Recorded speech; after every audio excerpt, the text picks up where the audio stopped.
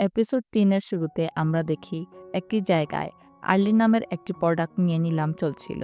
একজন চেয়ারম্যান যার নাম মায়াঙ্গু বারবার উঁচু দামে বিট করছিল, কিন্তু তাকে হারানোর জন্য সেখানেই উপরে বসেছিল ইয়োহান, যে তার চেয়েও বেশি দামে বিট করছিল।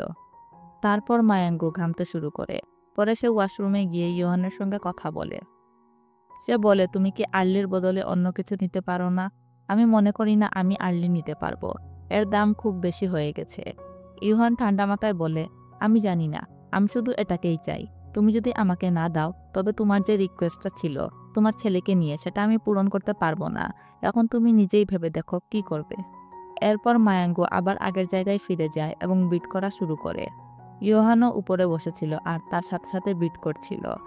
যখন বিট 6.5 বিলিয়ন পর্যন্ত পৌঁছে যায় তখন ইউহান থেমে যায় এবং চেয়ারম্যান মায়াঙ্গু অবশেষে সেই আর্লিটি পেয়ে যায়। তারপর ইউহান গাড়িতে বসে নিজের বাড়িতে ফিরে আসে। আর্লির পিস তার গাড়ির পিছন থেকে বের করা হচ্ছিল। তারপর সে তার ঘরে ঢুকে এবং দেখা যায় তার কাছে আগে থেকেই অনেক জিনিসের টুকরো রয়েছে। তারপর সে মায়াঙ্গুকে ফোন করে বলে, আর্লি আমার কাছে এসে পৌঁছে গেছে। একটা কথা বলতে ভুলে গিয়েছিলাম, তোমার ছেলেকে বাঁচানোর জন্য যাকে বলির পাঠা বানানো হয়েছিল তাকে আগেই জেলে পাঠানো হয়েছিল, কিন্তু কিছুদিন আগে সে বাইবেলের পৃষ্ঠা খেয়ে আত্মহত্যা করে। তাই তোমার ছেলের উপর বিপদ আসার কোনো সম্ভাবনা নেই। তোমরা এখন নিশ্চিতে ভ্যাকেশনে যেতে পারো। পরের সিনে দেখা যায় ইউহান তার কোম্পানিতে আছে, সবাই নতুন একটি প্রজেক্ট নিয়ে আলোচনা করছে। ঠিক তখনই সাংরক ফোন করে। এটি ঠিক সেই সিন যা আমরা এপিসোড 2-এ দেখেছিলাম। সাংরুক বলে, এখানে একটা সমস্যা হয়েছে, আমাদের তাকে মেরে ফেলতে হবে। ইউহান শান্তভাবে উত্তর দেয়, ঠিক আছে, টিনা পুরুতের পাঠিয়ে দাও। তারপর ইউহান আরেকজন লোককে ফোন করে, যার নাম ছিল লিসেন। সে তখন অন্য একজন মানুষকে হত্যা করছিল। তখন ইউহান তাকে তার কাজ বুঝিয়ে দেয়। সে বলে, ঠিক আছে, ধরে নিন আপনার কাজ হয়ে গেছে। এদিকে তিজিয়ং জেলে ছিল। হঠাৎ তার সামনে ডিওক্সুর লোকেরা এসে বলে, চলো দ্বিতীয় রাউন্ডের জন্য প্রস্তুত হও, এবারও তোমাকে পেটাতে হবে। কিন্তু তিজং শান্তভাবে বলে, আমার মনে হচ্ছে এবার আমি পাস করব। পাশেই ডিওক্সু ছিল। সে বলে, কি বললে? আমি কি ভুল শুনলাম? তুমি পাস করবে? সে আরও বলে, আগামীকাল একটি গুরুত্বপূর্ণ ম্যাচ আছে, চলো একটু ওয়ার্ম আপ করে নেই। তারপর সে তার লোকেদের বলে, এই ছেলেটাকে মারো। কিন্তু এইবার তিজং তাদের একটা ঘুষিও খায় না, বরং একে একে সবাইকে মেরে ফেলে। শেষে সে ডিওক্সুর কাছে এসে বলে, চলো এই লড়াইটা এখানেই শেষ করি, আমার সঙ্গে খেলা করো না। একথা বলে তিজং চলে যায়। পরের সিনে আমরা ইউনবি এবং তার ফ্রেন্ড শিবনাকে দেখি। ইউনবি একটি ইলেকট্রনিক্স দোকানে ঢুকে, কিন্তু পরে দেখা যায় এই দোকানটা আসলে ইয়ংসিকের ছিল। পরে আমরা বুঝতে পারি ইয়ংসিক হলো ইউনবির বাবা। ভিতরে ঢুকে ইউনবি টাকা খুঁজতে শুরু করে। অনেকক্ষণ পর সে টাকাগুলো খুঁজে পায়। সে একটি ছবি দেখে যেখানে তার বাবা তিজিয়ং এর সঙ্গে ছিলেন। ইউনবি বলে, তোমারও একটা পরিবার আছে, তুমি কি নিজেকে খুব বেশি দামি মনে করো? তাছাড়াও তো তুমি জেলে গিয়েছিলে, তোমার ঈশ্বর কি তোমার পাপ মাফ করে দিয়েছেন? ইয়ংফিক শান্তভাবে বলে, আমি খাবার অর্ডার করেছি, তার জন্য আমার কাছে টাকা নেই। পরবর্তীতে ইয়নবি কিছু টাকা সেখানে রেখে চলে যায়।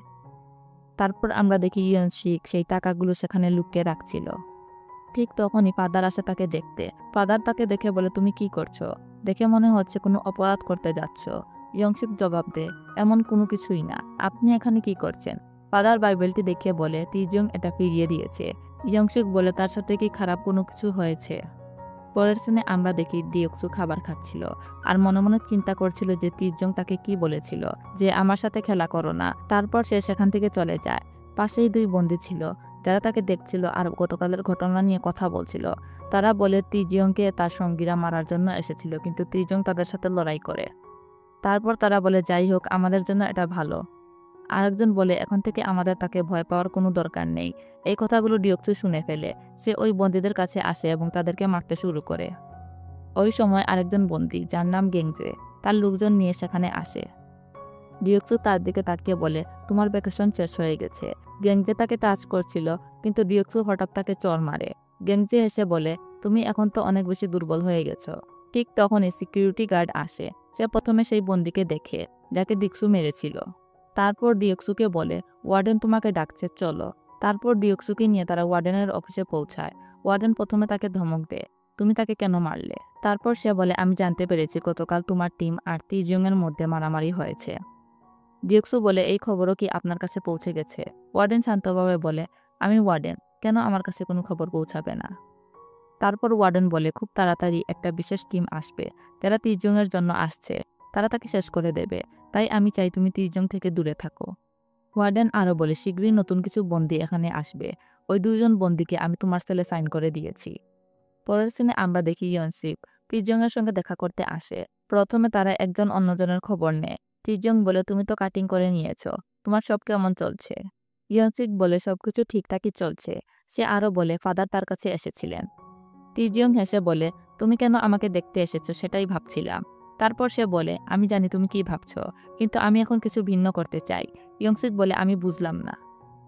তিজিয়ং কাছে এসে বলছিল আমি নির্দোষ, আমি কসম খাই আমি কিছুই করিনি, এখন আমি এই জেল থেকে বের হতে চাই। এরপর দিয়ংসুকের লোকেরা জিজ্ঞাসা করছিল যে তিজং আমাদের বন্দীদের সঙ্গে যা করেছে তুমি কি তার সঙ্গে কিছু করবে না, আমাদের উচিত তাকে মারা। দিয়কসু বলে আমি কিছুই করতে পারবো না, ওয়ার্ডেন আমাকে এমনটা করতে নিষেধ করেছে।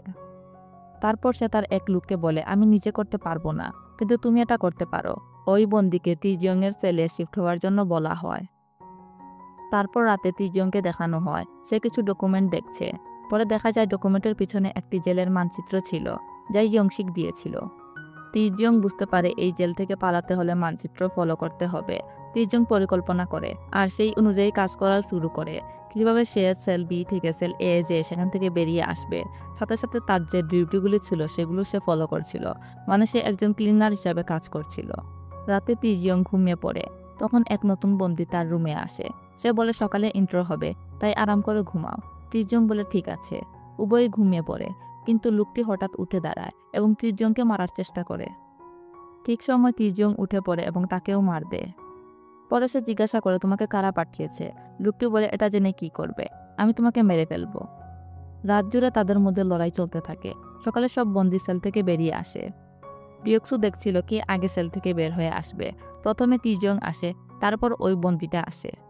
তিজিয়ং নিজের মনে বলে আমি সবকিছু সামলিয়ে নেব, কিন্তু আমাকে আগে এটার মোকাবেলা করতে হবে।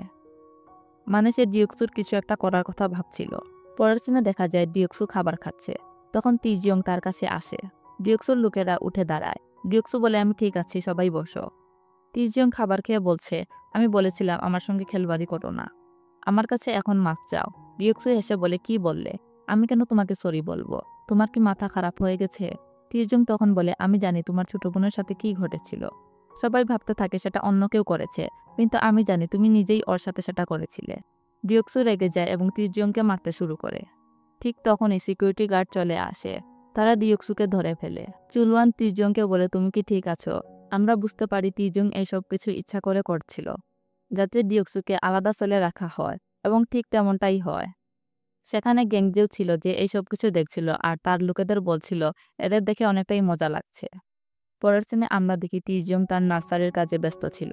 তখনই চলবান তার কাছে আসে আর বলে ডিয়ক্সুকে অন্য কারাগারে দিয়ে দেওয়া হয়েছে। তারপর সে বলে আমি বুঝি না তুমি এমন কেন করো, আমি তোমাকে বুঝতে পারছি না। তারপর চুলবান তাকে কিছু জিনিস দেয় আর বলে তুমি যে জিনিসটা অর্ডার করেছিলে সেটা এখানে আছে, এখন তুমি এটা দিয়ে কি করবে? তিজং বলে আমি এই গাছটা লাগাবো। তারপর চুলবান তাকে বলে তুমি তো জোন বিতে ট্রান্সফারের জন্য আবেদন করেছিলে, কিন্তু এখন আমরা তোমাকে ওখানে পাঠাতে পারছি না, সেখানে কোনো ভ্যাকান্সি নেই। তিজং মাথা নেড়ে বলে ঠিক আছে। চুলবান তাকে বলে আর কোনো কিছু লাগলে জানিও, এবং সেখান থেকে চলে যায়। চুলবান চলে যাওয়ার পর তিজং সেই জিনিসটা একটি টবে লুকিয়ে রাখে। পরে সে সেটি ভিতরে নিয়ে আসে আর সেখানে একটি জায়গা খুঁজে সেটিকে লুকিয়ে রেখে দেয়। পরের সিনে আমরা দেখি তিজং তার সেলে ছিল, সেখানে তার সেলমেটও পাশে ছিল। তিজং বলে তুমি কি নেক্সট রাউন্ডের জন্য প্রস্তুত? সেলমেট বলে আমি এমন কোনো কিছুই করব না। তিজং বলে তাহলে ডিয়ক্সু তোমাকে কেন পাঠিয়েছে? লোকটি উত্তর দেয় আমি জানি না। এর পরের সিনে আমরা দেখি কয়েকজন বন্দী একসঙ্গে কথা বলছিল। সবাই চলে যাওয়ার পর সেখানে একজন বন্দী ছিল। ঠিক তখনই তিজং তার উপর আক্রমণ করে। বন্দীটির সাথে আসলে সে কি করে সেটা আমাদেরকে দেখানো হয় না। পরে সিকিউরিটি গার্ডরা বলে ওই বন্দী কোথায় গেল, এখন জোন বিতে কে যাবে? তিজং বলে আমি যেতে পারি। পরের সিনে আমরা দেখি তিজং সত্যি জোন বিতে চলে আসে। সে সেখানে ক্লিনারের কাজ করছিল। তারপর আমরা দেখি সে চুলবানের কাছ থেকে যে জিনিসগুলো আগে এনেছিল সেগুলো ব্যবহার করে একটি চাবি বানাচ্ছিল। পরে সে তার এই জিনিসপত্রগুলো গাছের মধ্যে লুকিয়ে রাখে। এরপরের সিনে আমাদের দেখানো হয় ক্লিনিং টিমরা এখানে আসে, তারা ভ্যাকসিনেশন দিতে এসেছিল। এদের মধ্যে একজন ইউয়ানেরও লোক ছিল। ইউয়ানের লোক বন্দীদের তালিকায় তিজং এর নাম্বারটা দেখছিল, কারণ তাকে মারার জন্যই সে এসেছিল। চুলবান এসে বলে আমি সব বন্দীদের নিয়ে এসেছি। তিজং এবং আরও কিছু বন্দীরা তখন গ্যারেজে কাজ করছিল। তাদের বলা হয় ভ্যাকসিনেশনের জন্য যাও। সবাই চলে যায়। এদিকে এক পুলিশ অফিসার আসে, তার গাড়ি নষ্ট হয়ে গেছে। তিজং বলে আপনি যান, আমি ঠিক করে দিচ্ছি। পুলিশ জিজ্ঞাসা করে তুমি কি ভ্যাকসিন নিয়েছ? তিজং বলে আমি পরে নেব, আগে এটা ঠিক করে দেই। পুলিশ বলে ঠিক আছে, আমি তোমার জন্য লাঞ্চ নিয়ে আসছি, ততক্ষণে গাড়িটা ঠিক করে দিও। পুলিশ চলে যাওয়ার পর তিজং তার নিজের কাজে নেমে পড়ে। সে চাবি বানানো শুরু করে। কিছুক্ষণ পর আমরা দেখি পুলিশ ফিরে আসে, কিন্তু গাড়ির পাশে তিজং নেই। সে বলে ভিতরে তো মেশিনগুলোও চলছে, সে ভিতরে কি করছে? পুলিশ অফিসার ভিতরে ঢুকে দেখে তিজং তার গাড়ির পার্টসের একটি অংশ বানাচ্ছিল। এ সময় তিজংয়ের চাবিটি সম্পূর্ণ হয়ে গিয়েছিল। তিজং গাড়ি ঠিক করে দেয়। পুলিশ তাকে ধন্যবাদ জানায় এবং তার খাবার দেয়। তিজং সেখান থেকে চলে যাচ্ছিল। পুলিশ তাকে হঠাৎ থামায় আর বলে এখনো কাজ শেষ হয়নি। তারপর সে তাকে স্ক্যান করে, কিন্তু কোনো সমস্যাই ধরা পড়ে না। পরে তিজং সেখান থেকে চলে যায়। কিছু দূর যাওয়ার পর তিজংকে গ্যাংজের লোকেরা ঘিরে ফেলে। গ্যাংজে সেখানে আসে এবং নিজের পরিচয় করিয়ে দেয়। কিন্তু তিজং কোনো আগ্রহ দেখায় না এবং সেখান থেকে চলে যাওয়ার চেষ্টা করে, কিন্তু গ্যাংজের লোকেরা তাকে আটকে দেয়। গ্যাংজে তার একজন লোককে মারে আর বলে তুমি কি করছো? আমরা তো শুধু কথা বলছি। তারপর সে বলে তুমি ডিক্সোকে মারতে চাও, আমি ওটা করতে চাই, চলো একসাথে কাজ করি। কিন্তু তিজং এর সম্মতি দেয় না। পরে আমরা দেখি তিজং খাবারের ভিতর থেকে চাবি বের করে। তিজং আগেই সেই চাবি খাবারে রেখেছিল। পরে সে মনে করে ইয়ংশিক বলেছিল তুমি এভাবে পালাতে পারবে না, এটা অসম্ভব। আমি এখানে আসার সময় অনেক বাধা অতিক্রম করেছি। তিজং বলে আপনি চিন্তা করবেন না, আমি সামনের ডোর দিয়ে বেরিয়ে যাব। তারপর তিজং তার সেলে আসে। তখন সেখানে একজন সিকিউরিটি গার্ড ছিল, যে তাকে বলে তুমি এত লেট কেন? কালকে একটি ম্যাচ আছে আর আমি তোমার উপর বাজি রেখেছি। তুমি তো ভ্যাকসিনও নেওনি, তাই আমি তোমার স্থানে অন্য কাউকে পাঠিয়েছি। এরপর দেখা যায় ইওয়ানের সেই লোক তিজংয়ের জন্য অপেক্ষা করছিল, কিন্তু তখনই অন্য কেউ এসে বলে আমি তিজং, আমাকে তাড়াতাড়ি ভ্যাকসিন দাও, আমার আরও কাজ আছে। পরবর্তী সিনে আমরা দেখি তিজং সময়ের দিকে তাকাচ্ছিল, কারণ সে সঠিক সময়ের অপেক্ষা করছিল। ঠিক তখনই সিকিউরিটি গার্ড আসে এবং বলে দ্রুত চলো, ম্যাচ শুরু হতে যাচ্ছে। পরে তিজংকে গ্যাংজের কাছে নিয়ে যাওয়া হয়। তিজং বলে আমি আগেই বলেছি আমি ইন্টারেস্টেড না। কিন্তু গ্যাংজে বলে সবকিছু তোমার ইন্টারেস্টের উপর নির্ভর করে না, সামনের লোকেদের সঙ্গে তোমার ফাইট করতেই হবে। তিজং বুঝতে পারে এভাবে টাইম ওয়েস্ট করা যাবে না। সে সরাসরি রিঙ্গে চলে যায় এবং প্রতিপক্ষকে মারতে শুরু করে। তারপর আমরা দেখি তিজং জিতে যায়। তিজং গেঞ্জিকে বলে আমি জিতেছি। গেঞ্জি চিৎকার করে তুমি কি করছো? কিন্তু তিজং সেখান থেকে চলে যায়। পরে আমরা দেখি ইওয়ানের লোক চুলবানের সঙ্গে কথা বলছিল। ঠিক তখনই তিজং এসে তাদের সামনে পড়ে। চুলবান তাকে বলে তুমি ভ্যাকসিন নাওনি, দ্রুত এখানে এসো এবং ভ্যাকসিন নিয়ে নাও। পরে সেই লোক আলাদা একটি শিশি বের করে ইনজেকশন নিয়ে তিজংকে দেয়। আর এর সাথেই এই এপিসোড এখানে শেষ হয়ে যায়।